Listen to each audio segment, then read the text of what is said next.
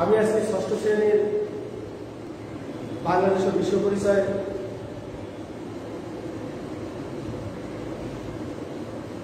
থেকে একটা অধ্যায় নিয়ে আলোচনা করব। দ্বিতীয় অধ্যায়, বাংলাদেশ ও বিশ্ব সভ্যতা।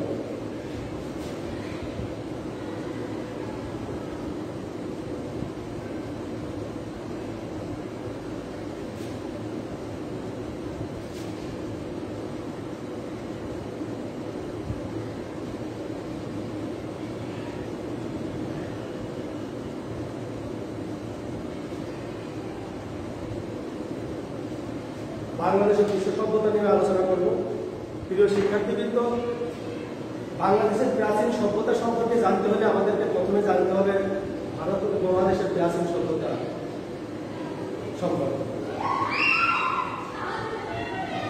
ভারত মহাদেশের সিন্ধু সভ্যতা প্রথম নগর সভ্যতা হিসেবে গড়ে ওঠে। সিন্ধু সভ্যতা মিশরীয় ও মেসোপটেমীয় সভ্যতার সমসাময়িক। অপরপক্ষে খ্রিস্টপূর্ব 7ম শতকে শুরু হওয়া গঙ্গা অববাহিকা দ্বিতীয় নগর সভ্যতা ইউরোপের গ্রিক ও রোমান সভ্যতার সমসাময়িক। প্রথমে আমরা আসবো ভারত উপমহাদেশ নগর সভ্যতা। ভারত উপমহাদেশের প্রাচীন নগর সভ্যতা হচ্ছে সিন্ধু সভ্যতা। আমরা আগেই বলেছি যে ভারত উপমহাদেশের আমাদের দেশের প্রাচীন নগর সভ্যতা সম্পর্কে জানতে হলে আমাদেরকে অবশ্যই ভারত উপমহাদেশের নগর সভ্যতা সম্পর্কে জানতে হবে। আর ভারত উপমহাদেশের নগর সভ্যতা হচ্ছে প্রাচীন নগর সভ্যতা হচ্ছে সিন্ধু সভ্যতা। এই সভ্যতা খ্রিস্টপূর্ব 27 শতাব্দে ভারত উপমহাদেশের সিন্ধু, সরস্বতী, হারকা ইত্যাদি নদ নদীর তীরে গড়ে ওঠে। এই সভ্যতার বড় দুটি নগরের একটি হচ্ছে হরপ্পা, অপরটি হচ্ছে মহেঞ্জোদারো। একটি হরপ্পা, অপরটি মহেঞ্জোদারো। প্রিয় শিক্ষার্থী, সিন্ধু সভ্যতা হরপ্পা সভ্যতা নামেও পরিচিত। সিন্ধু সভ্যতা হরপ্পা সভ্যতা নামেও পরিচিত। সিন্ধু সভ্যতা ভারত উপমহাদেশের প্রথম নগর সভ্যতা। উন্নত নগর পরিকল্পনা দেখা যায় এই সভ্যতায়। এখানে রাস্তায় লাইটের ব্যবস্থা, রাস্তার পাশে পানি নিষ্কাশনের জন্য ড্রেন, রাস্তায় ময়লা ফেলার জন্য ডাস্টবিন এবং রাস্তার পাশে সড়কবাতি সুন্দরভাবে এই নগরকে গড়ে তোলা হয়েছে। প্রত্যেক বাড়িতে পানির জন্য ছিল কুয়া এবং প্রত্যেক বাড়িতে ড্রেন ছিল। রাস্তায় ড্রেনের সাথে সংযোগ করা ছিল যাতে বাড়ির ময়লা আবর্জনা রাস্তার ড্রেনের সাথে মিশে বের হয়ে যায়। পরিকল্পিত একটি নগর সভ্যতা ছিল সিন্ধু সভ্যতা। মহেঞ্জোদারো নগরে আবিষ্কার হয়েছে এক বিশাল গোসলখানা, অনেকটা এখানকার সুইমিং পুলের মতো। অর্থাৎ এখনকার যে সুইমিং পুল দেখা যায়, মহেঞ্জোদারোতে এরকম একটি বিশাল গোসলখানার সন্ধান পাওয়া গেছে। হরপ্পাতে পাওয়া গেছে শস্য জমা রাখার একটি বিশাল শস্যাগার। পোড়ামাটির বেশ কয়েকটি মূর্তিও পাওয়া গেছে। সিন্ধু সভ্যতায় পাওয়া গেছে চুনাপাথর ও ব্রোঞ্জের মূর্তি। বিস্তৃত এই সভ্যতার অসংখ্য সিল পাওয়া গেছে। প্রিয় শিক্ষার্থীবৃন্দ, সিলের গায়ে লিপির মতো চিহ্নগুলো পাঠ উদ্ধারের চেষ্টা চলছে। গবেষকরা এই চেষ্টা চালিয়ে যাচ্ছেন। এই সভ্যতার পাথরের বাটখারা ও পুঁথিগুলো খুবই আকর্ষণীয়। ভারত উপমহাদেশের এই সমৃদ্ধ সভ্যতাটি 1700 খ্রিস্টপূর্বাব্দের পর আর পাওয়া যায়নি। তবে সিন্ধু সভ্যতা কেন হারিয়ে গেল এর সঠিক কারণ আজও খুঁজে পাওয়া যায়নি। প্রিয় শিক্ষার্থীবৃন্দ, এবারে আমরা আসবো ওয়ারী-বটেশ্বর। ওয়ারী-বটেশ্বর নরসিংদী জেলার বেলাবো উপজেলার দুইটি গ্রামের নাম। ওয়ারী-বটেশ্বরটা হচ্ছে নরসিংদী জেলার বেলাবো উপজেলার দুইটি গ্রামের নাম। প্রাচীন ব্রহ্মপুত্র নদের তীরে গড়ে উঠেছিল ওয়ারী-বটেশ্বর গ্রামে। 2500 বছর আগে গড়ে উঠেছিল নগর সভ্যতা। কত বছর আগে? প্রায় 2500 বছর আগে গড়ে উঠেছিল। প্রাচীন ব্রহ্মপুত্র নদের তীরে গড়ে উঠেছিল ওয়ারিবটেশ্বরের এই নগর সভ্যতা। ওয়ারিবটেশ্বর ছিল সেই সময় নগর সভ্যতার নগর কেন্দ্র। 2500 বছর পূর্বে গড়ে ওঠা নগর সভ্যতার একদিন ধ্বংস হয়, মাটির নিচে চাপা পড়ে যায় এই নগর সভ্যতা। দীর্ঘদিন পর 2000 সাল থেকে ওয়ারিবটেশ্বর অঞ্চলের প্রত্নতাত্ত্বিক খনন ও গবেষণা শুরু হয়। প্রতি বছর উৎখননে পাওয়া গেছে অমূল্য প্রত্নতত্ত্ব, সমৃদ্ধ থেকে সমৃদ্ধতর হচ্ছে বাংলাদেশের সভ্যতার ইতিহাস।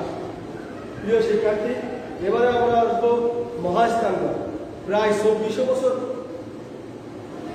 আগে বগুড়া শহর থেকে প্রায় 18 কিলোমিটার উত্তরে করতোয়া নদীর তীরে গড়ে ওঠে মহাস্থানগড় অর্থাৎ কুণ্ডুনগর। প্রায় 2400 বছর আগে বগুড়া শহর থেকে প্রায় 18 কিলোমিটার উত্তরে করতোয়া নদীর তীরে, কোন নদীর তীরে? করতোয়া নদীর তীরে গড়ে ওঠে মহাস্থানগড়। নগরটি ছিল ধন সম্পদে পরিপূর্ণ। এটি তাই দুর্গপ্রাচীর ও পরীক্ষা দ্বারা সেটি ছিল সুরক্ষিত। কালের পরিক্রমায় কুণ্ডুনগর ধ্বংস হয়, মাটির নিচে চাপা পরে ঢিপি ও জঙ্গলে পরিণত হয়। আমার প্রিয় শিক্ষার্থী, আমরা জানি যে সবকিছুরই একটা উত্থান আছে এবং একটা পতনও আছে।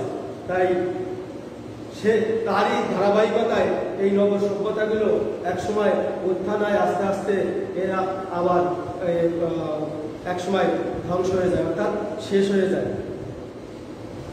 প্রত্নতাত্ত্বিক আলেকজান্ডার কানিংহাম 1879 সালে মহাস্থানগড় জরিপ করে অনুমান করেন এখানকার মাটির নিচে চাপা পড়ে আছে মহাস্থানগড়। প্রিয় শিক্ষার্থী, এরপরে আমরা আসবো প্রাচীন মিশরীয় সভ্যতা। প্রাচীন মিশরের নীল নদের তীরে গড়ে উঠেছিল প্রাচীন মিশরীয় সভ্যতা। মিশরকে নীল নদের দান বলা হতো, কারণ নীল নদকে কেন্দ্র করেই মিশরীয় সভ্যতা গড়ে ওঠে।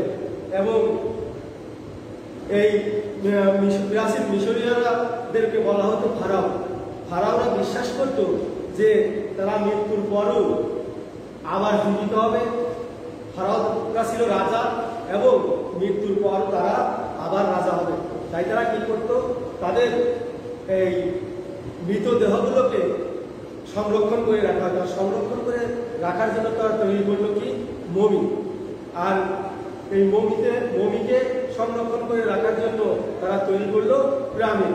অর্থাৎ তারা মৃতদেহগুলোকে তারা বিশ্বাস করত যে মৃত্যুর পর তারা আবার জীবিত হবে এবং জীবিত হওয়ার পর তারা সেখানেও রাজত্ব করবে। এই জন্য তাদের দেহগুলোকে মমির মাধ্যমে পিরামিডে সংরক্ষণ করা হতো।